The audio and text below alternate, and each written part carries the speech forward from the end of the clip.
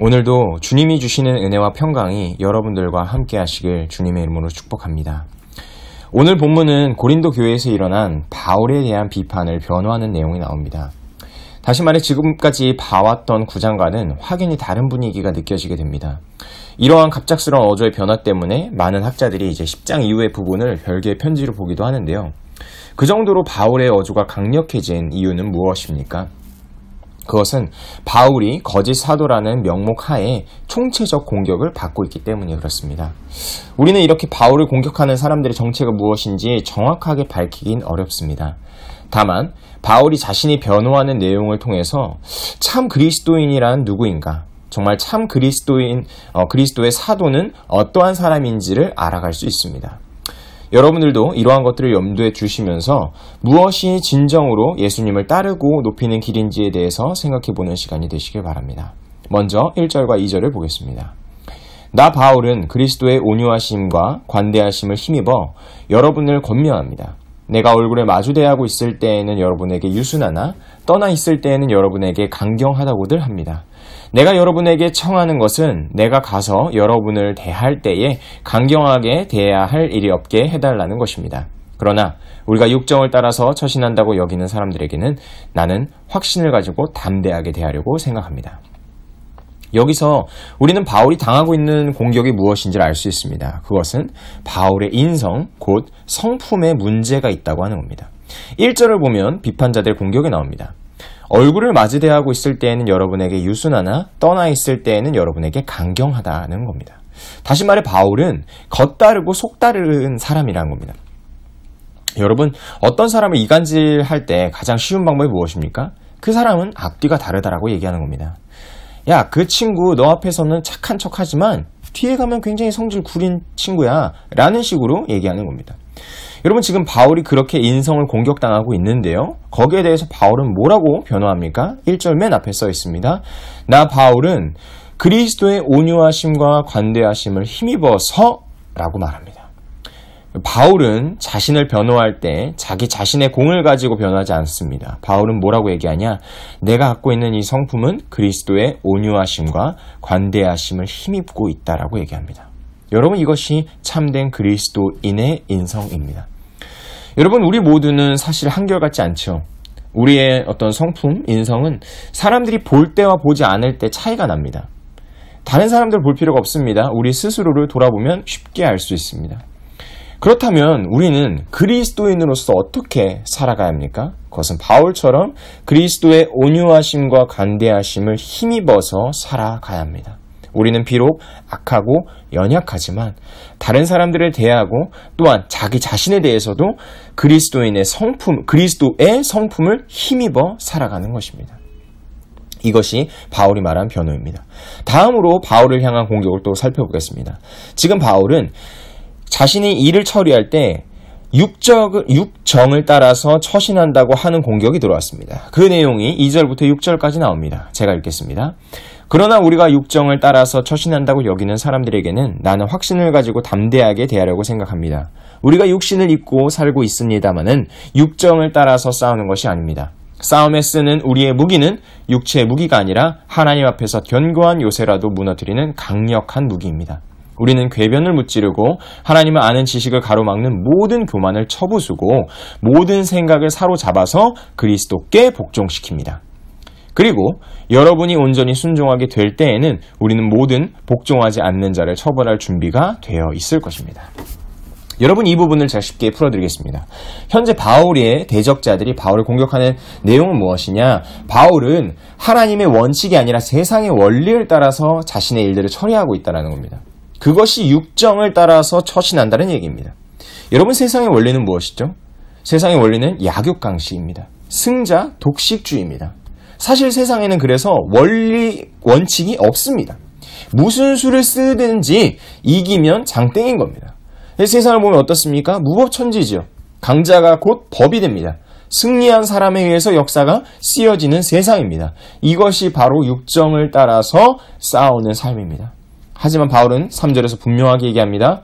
우리가 육신을 입고 살고 있습니다마는 육정을 따라서 싸우는 것이 아닙니다.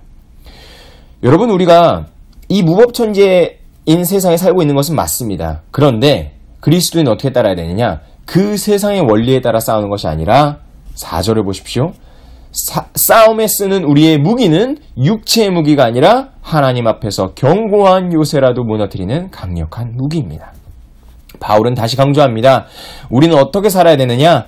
육체의 무기로서 싸울 것이 아니라 하나님 앞에서 견고한 요새라도 무너뜨리는 강력한 무기를 가지고 싸워야 한다는 겁니다. 여러분, 그렇다면 그 무기가 무엇일까요? 바로 하나님의 말씀입니다.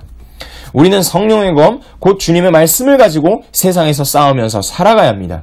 그런데 이 말씀이 하는 일은 분명합니다. 첫 번째, 궤변을 무찌릅니다.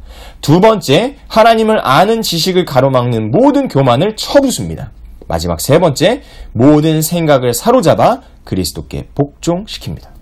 다시 말해 그리스도인들은 이 교만하여서 하나님을 모르고 높아진 세상 가운데서 오직 말씀에 순종하며 그리스도를 따르는 사람들이란 얘기입니다. 결국 그리스도인인 바울의 사역은 이 세상의 원리인 육정에 의해서 따라지는 것이 아니라 하나님 나라의 원칙인 말씀에 따라 이루어지고 있음을 변호합니다. 자, 이제 7절부터 18절까지를 살펴볼 것인데요. 여러분, 이걸 보기 전에 이 편지, 지금 이 바울이 말하고 있는 10장의 핵심, 자신을 변호하는 것에 대한 핵심을 말씀드리겠습니다. 먼저 바울은 고린도 교회와 동역 관계입니다. 바울은 고린도 교회의 지도자이고 그들을 양육하고 있습니다. 그런데 바울이 떠나 있는 동안 바울의 대적자들이 그 고린도 교회에 가서 바울을 이간질하는 겁니다. 근데 이 대적자들이 공격하는 핵심이 무엇일까요? 여러 말들을 하고 있지만 결국 무엇을 하고 있느냐? 바울은 진실한 사람이 아니라는 것을 이 고린도 교인들로 하여금 믿게 하는 겁니다. 바울은 거짓되다. 바울은 진실하지 않다. 그는 석다르고 걱다른 인물이다. 주님을 높이는 것처럼 보이지만 실제로는 바울 자신을 높이려고 한다라고 말하는 겁니다. 고린도 교인들은 그런 말에 속아서 바울을 의심하고 있습니다. 또 실제로 바울이 그런 사람이라고 생각하고 있습니다. 바울은 속이 터지죠. 그때 바울이 어떻게 변론을 합니까? 그 핵심은 무엇입니까? 나는 주님 안에서 진실하다입니다. 나는 나를 높이는 것이 아니라 주님을 높인다. 내가 하고 있는 이 사역은 나의 욕심을 위해서, 나의 육정을 위해서 행해지는 것이 아니라 오직 주님을 위해서 행해지고 있다라고 얘기합니다. 자, 그렇다면 어떻게 이 바울이 자신의 진실함을 변론하는지를 보겠습니다. 7절과 8절입니다. 여러분은 겉모양만 봅니다. 누구든지 자기가 그리스도께 속한 사람이라고 확신한다면 자기가 그리스도께 속한 사람인 것과 같이 우리도 그리스도께 속한 사람이라는 것을 다시 한번 스스로 명심해야 할 것입니다. 주님께서 우리에게 주신 권위를 내가 좀 지나치게 자랑했다 하더라도 그 권위는 주님께서 여러분을 넘어뜨리라고 주신 것이 아니라 세우라고 주신 것이므로 나는 부끄러울 것이 없습니다. 여러분, 먼저 바울은 자신의 겉모양만 보고 판단하지 말라고 말합니다. 여러분, 바울의 겉모양이 어떻습니까? 자신의 권위를 자랑합니다. 이것이 그 바울의 겉모습입니다. 근데 대적자들이 이런 겉모습을 어떻게 판단합니까? 자기 사람들 만들려고 자기 지금 권위 자랑한다. 이런 식으로 얘기합니다. 하지만 여기에 대해 바울은 분명하게 얘기하죠. 나는 나를 위해 내 권위를 자랑하는 것이 아니라 주님께서 분명 이 여러분을 세우라고 주신 것이기 때문에 자랑한다라고 얘기합니다. 여러분, 이것이 자랑을 분별하는 가장 중요한 방법입니다. 그러니까 다시 말해 자랑할 때 우리가 무엇을 판단하면 되느냐? 이 자랑을 통해서 교회가 세워지느냐 아니면 넘어지느냐입니다. 여러분은 언제 교회가 세워집니까? 오직 그리스도를 의지할 때 세워집니다. 그럼 언제 넘어집니까? 그리스도가 아닌 다른 것을 의지할 때 넘어집니다. 그것이 사람이 됐던 돈이 됐던 말이죠. 그래서 바울은 분명하게 말합니다. 이 자랑을 통해 나는 사람들이 나를 의지하게 만들려는 것이 아니라 주님을 의지하게 하려는 그런 의도라는 겁니다. 나를 내세우려는 것이 아니라 주님을 내세우기 위한 자랑이라는 겁니다. 12절을 보십시오. 우리는 자기를 내세우는 사람들과 같은 부류가 되려고 하거나 그들과 견주어 보려고 하지 않습니다. 그러나 그들은 자기를 척도로 하여 자기를 재고 자기를 기준으로 하여 자기를 견주어 보고 있으니 어리석기 짝이 없습니다. 여러분, 자기를 자랑하는 사람들을 어리석다라고 얘기합니다. 바울은 자신을 자랑하는 것이 아닙니다. 자기를 기준으로 말하는 것이 아니라 오직 그리스도의 그 한계를 따라서 주님이 정해주신 그 한계 안에서 주님을 높이는 자랑을 하고 있는 것입니다. 여러분, 이렇게 그리스도인들은 부득불 자랑을 할 수밖에 없습니다. 그렇다면 무엇을 자랑해야 합니까? 주님이 하신 일을 자랑해야 합니다. 그리스도인들은 자기 혼자 사는 사람이 아닙니다. 주님과 동행하는 사람입니다. 그렇기 때문에 내가 하고 있는 이 모든 일들은 주님께서 도와주셨기 때문에 가능한 것입니다. 우리는 그러한 일들을 자랑함으로써 주님께 영광을 돌려드립니다. 17절과 18절을 보시면 자랑에 대한 분명한 기준을 바울이 제시합니다. 제가 읽겠습니다. 자랑하려는 사람은 주님 안에서 자랑해야 합니다. 참으로 인정을 받는 사람은 스스로 자기를 내세우는 사람이 아니라 주님께서 내세워 주시는 사람입니다. 여러분, 오늘 본문을 통해 우리가 깨닫는 바는 이러합니다. 그리스도인은 간증을 통해서든 무엇을 통해서든 자랑을 해야 합니다. 아예 자랑하지 않고 사는 것은 그리스도인의 삶이라고 볼 수 없습니다. 왜냐하면 주님께서 우리의 삶에 하시는 일들이 있기 때문에 그렇습니다. 그런데 그러한 자랑은 어떻게 하느냐? 주님 안에서 자랑해야 합니다. 그리고 참으로 인정받는 사람은 누구입니까?